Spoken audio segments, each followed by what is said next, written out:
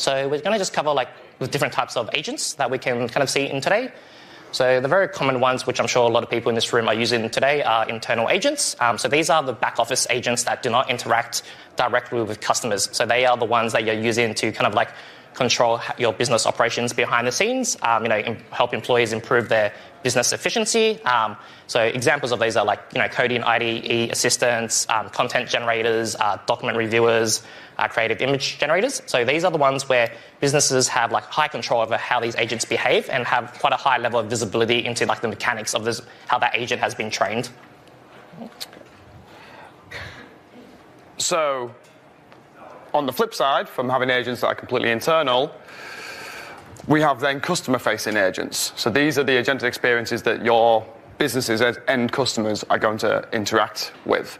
And within customer-facing agents, we're defining this in a way where you have, firstly, you have what we're calling third-party agents. So these are customer-owned and controlled. Basically, think end user using ChatGPT on their laptop, which may then interact with your brand's website to achieve various tasks. It also includes things like agentic browsers, so Perplexity, Comet, OpenAI, ChatGPT, Atlas, all having Claude in agent mode, go and do stuff on Claude desktop on your laptop.